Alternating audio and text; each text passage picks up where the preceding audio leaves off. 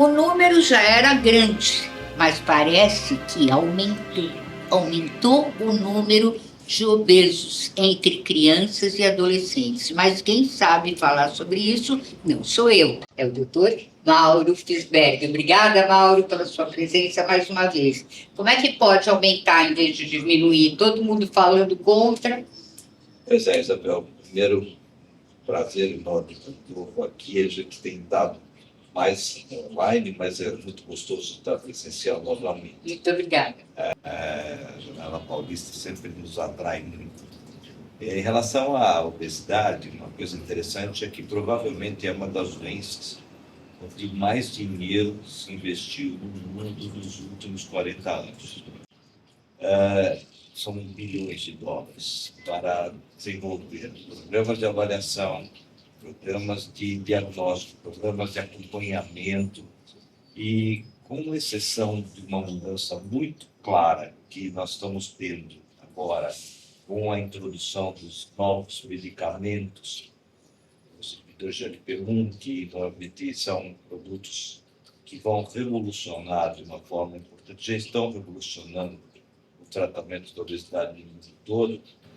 Nós ainda temos um problema, que é o tratamento das crianças pequenas, especialmente das crianças menores de 12 anos.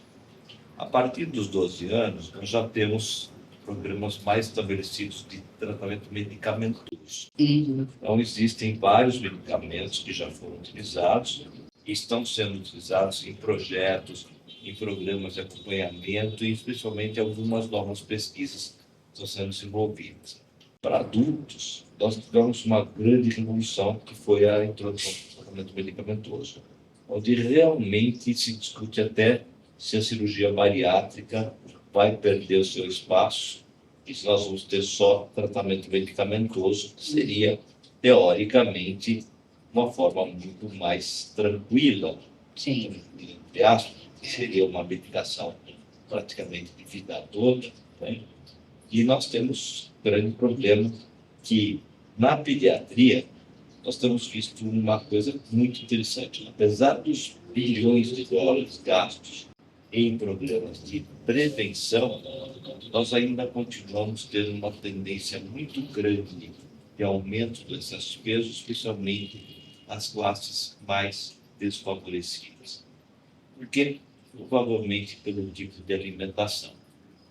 Temos muito mais acesso a alimentos. Hoje nós temos alimentos disponíveis em qualquer lugar, muito próximo das casas das pessoas. Só que esse alimento que é mais disponível e que hoje é mais barato é o alimento de menor qualidade. Se discute o tema, se você quiser, o nome, se quiser, se é alimento industrializado de baixa qualidade, se é alimento ultraprocessado, se é um alimento processado de forma inadequada, mas são alimentos que são mais baratos, que têm uma alta capacidade de adesão. Então, eu tenho, por exemplo, biscoitos, chocolates, balas, sucos, etc., são mais fáceis de serem consumidos, eles rendem mais, e eles, na verdade, têm uma coisa que é um grande apelo populacional, que é o fator que nós chamamos de fator hedônico.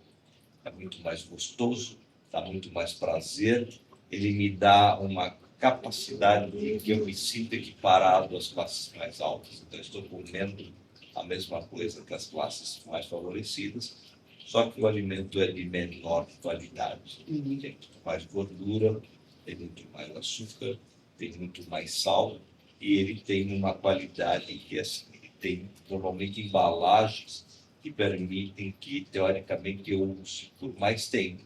Só que eu vou utilizar um período menor. Então, imagine um pacote de biscoitos. Teoricamente, foi feito por uma família e para ser consumido ao longo de dias. Esse produto, muitas vezes, é levado de lanche para a escola por uma única criança que vai consumir num único intervalo. Então, você imagina o biscoito, que tem uma grande quantidade de açúcar, grande quantidade de gordura e que vai ser consumido dessa forma. Se você for a um PF hoje da vida, você vai ver que o tipo de bebida que você está consumindo, então você vê, por exemplo, mais de 2 pessoas, você já vê eles utilizando uma garrafa de refrigerante de litro e meio. Você divide em 2 pessoas. Então você imagina que isso é um fator de grande aumento. O segundo fator que eu acho que é importante, porque está aumentando a questão do excesso de peso, é que nós estamos tendo uma questão de transmissão geracional, de gerações, generacional, né? Então, se eu tenho, por exemplo, hoje, quase 62% da população adulta brasileira com excesso de peso, a chance de eu ter um casal com excesso de peso é 2 para 1. Então, a chance de eu ter um filho com excesso de peso é de mais de 50%. E aí vai depender muito do tipo de alimentação que eu vou estar exatamente no começo da vida. Começamos com o aleitamento materno. Apesar de todas as campanhas de incentivo ao aleitamento materno, nós conseguimos ter um aumento que não foi tão evidente em relação a isso. Nós conseguimos aumentar nos últimos 20 anos em torno de 1 mês e meio a mais de tempo de aleitamento materno. Estamos ainda muito longe dos 6 meses de aleitamento materno exclusivo. E esse é um fator que nós sabemos que é um fator protetor para o excesso de peso. Cada vez mais nós estamos introduzindo alimentos complementares de pior qualidade. A população ainda utiliza produtos precocemente, tem muito açúcar, tem muito sal, e que tem muita gordura. Porque eu estou repetindo o hábito da população. Se eu como na minha casa desse jeito, meu filho vai comer exatamente. Claro. E é por isso que nós estamos aumentando ainda mais. É incrível. E novas soluções? Então, eu acho que uma coisa interessante é que assim, alguns trabalhos mostram que se eu tenho muito tempo de evolução do excesso de peso, então, quanto mais cedo eu começo o excesso de peso, pior vai ser o prognóstico. Eu vou ter muito mais anos para ter consequências. Então, eu tenho mais deposição de gordura nas artérias. Eu vou ter maior chance de ter obstrução cardiorrespiratória. Eu vou ter mais chance de ter efeitos colaterais como o aumento da glicemia, aumento da insulina. Vou ter mais diabetes, que era uma coisa que nós tínhamos menos na infância e na adolescência do tipo 2. A gente está tendo um aumento bastante grande. Então, eu vou ter cada vez mais precocemente consequências que eu ia só ver lá mais na frente. Então, diabetes velho, hoje a gente tem que é o diabetes já do jovem. É o diabetes tipo 1, mas é o diabetes também do jovem. Nós temos hoje os infartos precoces, temos derrames precoces, hipertensão quase chegando a 30% da população brasileira. Então, esses são valores muito Muita elevados. coisa, né? Então, assim, qual é o novo esquema que nós temos de tratamento? Todos nós sabemos que, para a criança, não tem remédio. A gente não consegue ter remédio. Mas eu tenho remédios para tratar as consequências. Eu não tenho remédio para emagrecer, mas eu tenho remédio para tratar a hipertensão. Eu tenho remédio para tratar a dislipidemia, que são aumentos das gorduras. Mas se encontra tudo isso nas crianças? Isso muito frequentemente. Então, hoje, o que a gente tem na criança e no adolescente é uma combinação. Por exemplo, eles têm um baixo nível do HDL, que é o colesterol teoricamente protetor, e nós temos um grande número de pessoas com aumento dos triglicérides, e é relacionado diretamente ao consumo de açúcar, de carboidratos da dieta. Então, eu tenho 15% das nossas crianças com excesso de peso têm hipertensão, que é muito alto, principalmente porque a gente não mede. Se eu não meço, provavelmente eu tenho um volume muito maior de pessoas com esse processo. A gente tem muito mais crianças que têm alterações que são comportamentais, tem mais bullying, elas sofrem mais perseguição na escola, elas sofrem perseguição dentro de casa. Em casa, a pessoa já chama ela de gordinha, já chama ela de fortinha, já chama ela de preguiçoso, já faz de perseguições a gente chama de assédio intradomiciliar, muito frequente. Então é muito difícil tratar, porque eu tenho que fazer duas coisas. Eu tenho que modificar a alimentação e eu tenho que aumentar a atividade física. São dois problemas claros. Eu tenho que sair da inércia. Se eu estou muito bem satisfeito aqui no meu sofá, assistindo televisão, jogando jogos, ou ficando na televisão, ou vendo telefone, ou fazendo qualquer tipo de coisa que é totalmente sedentário, como eu vou fazer para esse moleque falar que ele precisa se exercitar? Ele não tem aonde se exercitar, ele não tem segurança para sair na rua, para fazer atividade física. Aí ele vai ser colocado numa atividade que a gente chama de institucional. Para a criança, normalmente se faz natação, balé, futebol. São atividades de muito baixa movimentação. Então, eles não fazem isso com frequência. Eles fazem isso, por exemplo, 1 ou 2 vezes por semana, 40, 50 minutos, com uma intensidade baixíssima. Não fazem absolutamente nada. Copiando o exemplo dos seus irmãos mais velhos e dos adultos, onde eu chego a ter quase 70% a 80% da população com inatividade física. Não é que eles são totalmente parados, mas eles não fazem o mínimo de atividade física recomendada.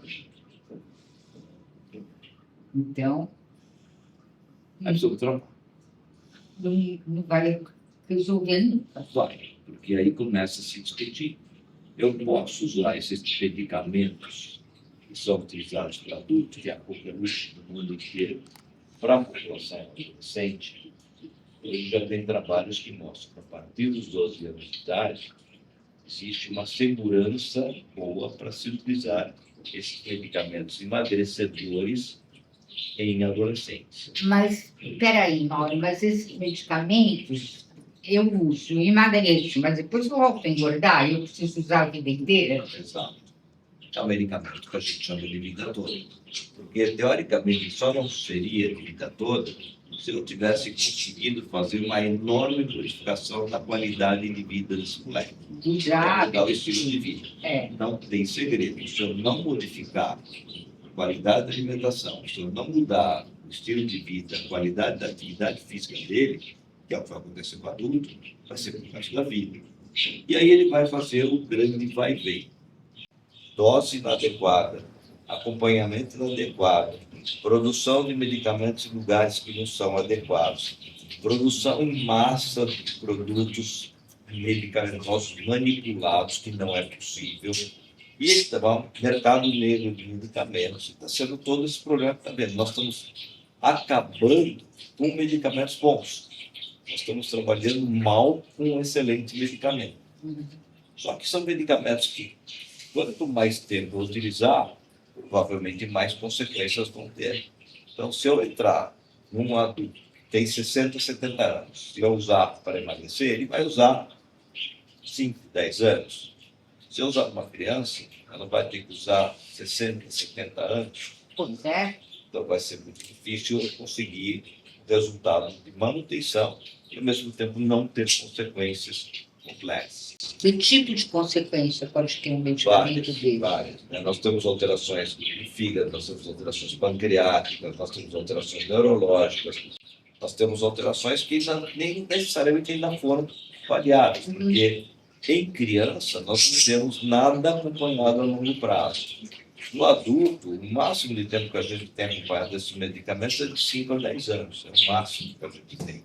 Você imagina que para um medicamento, para poder ter uma evolução histórica adequada, ele precisa de muitos anos de acompanhamento. Nós não temos isso. Então, eu não sei a segurança.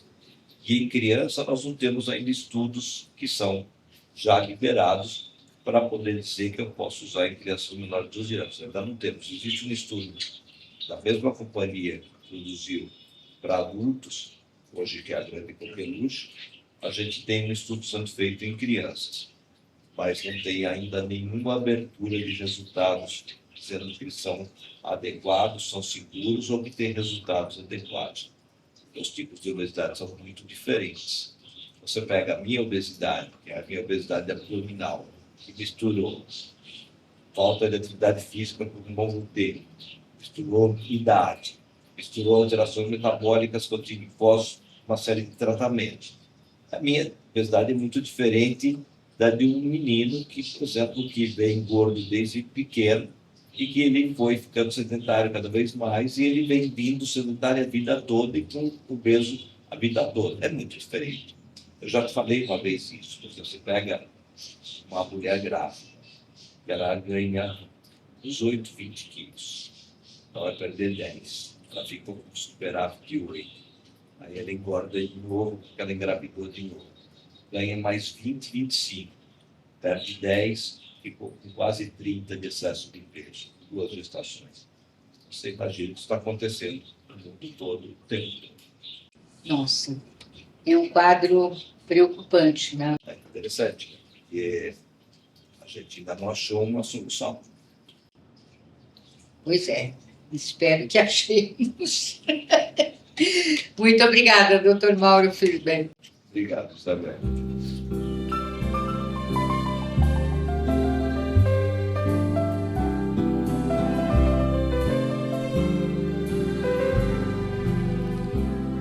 Every time we say goodbye, I die a little